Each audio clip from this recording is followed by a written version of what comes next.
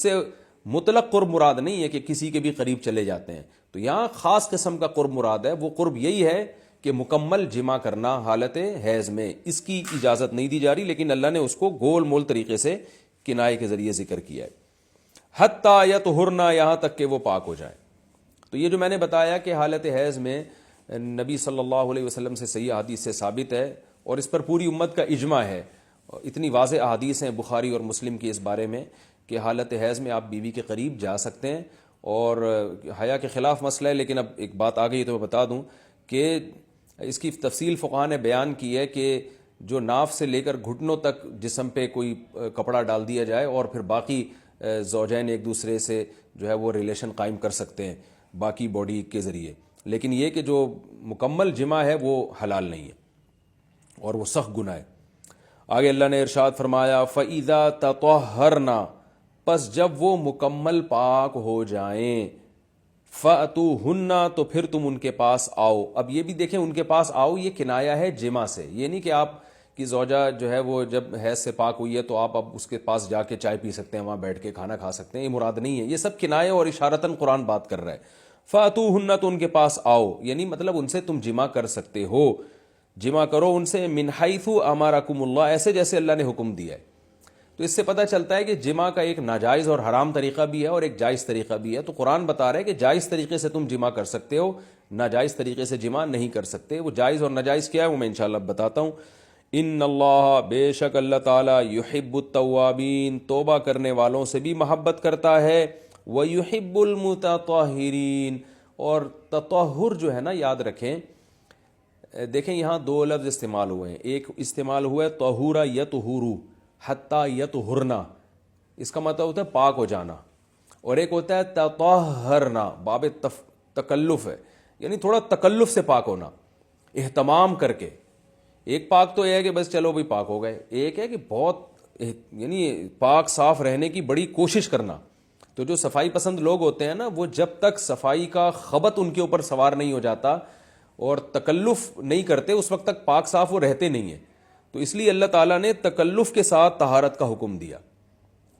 تو اسی وجہ سے بہت سے علماء کہتے ہیں کہ اس سے حالت حیض کے بعد غسل کرنا مراد ہے، کہ اگر عورت کے 10 دن سے پہلے حیض آنا ختم ہو جائے تو عورت پر پھر واجب ہو جاتا ہے کہ وہ باقاعدہ غسل کر کے اپنے آپ کو پاک صاف کرے.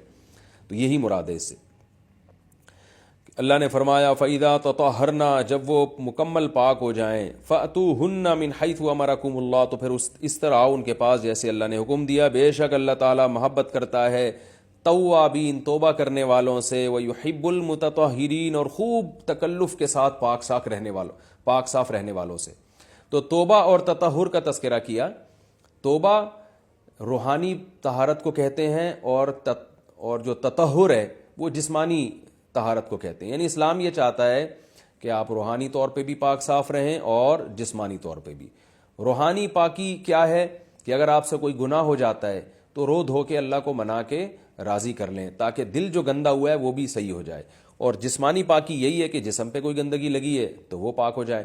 تو اس میں اللہ نے حالت حیض میں عورت کو بھی حکم دیا کہ وہ بھی نہا دھو کے پاک ہو جائے جب حیض سے پاک ہوتی ہے، اور مرد کو بھی حکم دیا کہ حالت حیض میں تم گندگی کی حالت میں جمع مت کرو بیوی کے ساتھ، خون میں لت پت ہو جائے گا انسان، اور یہ گندگی ہے. تو اللہ تعالیٰ پاک صاف رہنے والوں کو پسند کرتے ہیں. تو جو حالت حیض میں بیوی سے جمع کرتا ہے اس کا مطلب وہ پاک صاف آدمی نہیں ہے، وہ گندگی کے وقت میں اس کے قریب جا رہا ہے. تو یہ بھی غلط ہے. اور اگر خدا نخواستہ کسی سے ایسا ہو گیا ہو تو اللہ نے توبہ کا حکم دیا کہ توبہ کر کے اللہ کو مناؤ، کیونکہ روحانی طور پر جو گندگی ہوئی ہے اس سے بھی تمہیں پاک رہنا ضروری ہے. تو اللہ کو اچھے لوگ، پاکیزہ لوگ پسند ہیں. تو حالت حیض کی آیتوں کے بعد اللہ نے یہ اس لیے حکم دیا تاکہ اس عمل کے دوران گندگی میں ملوث نہ ہونا پڑے.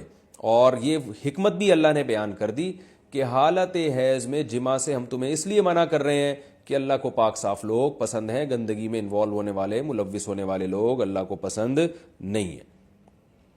میں پھر علمی نکات کے تحت انشاءاللہ اس کی مزید جو ہے وہ ڈیٹیل بیان کروں گا جب علمی نقطے بیان کروں گا میں. آگے اللہ نے ارشاد فرمایا نساؤکم حرث لکم، تمہاری عورتیں تمہارے لیے بمنزلہ کھیت کے ہیں. حرث عربی میں کھیت کو کہتے ہیں. تو بمنزلہ کھیت کے ہیں. جیسے بیج ڈالا جاتا ہے کھیت میں اور اس سے پیداوار بڑھتی ہے، تو عورت کی جو ایک حیثیت ہے، نیچر نے جو اس کی ایک حیثیت متعین کی ہے، وہ بھی ایک نسل بڑھانے کا ذریعہ ہے. جس میں مرد کا جو اسپم ہے وہ بطور بیج کے ہے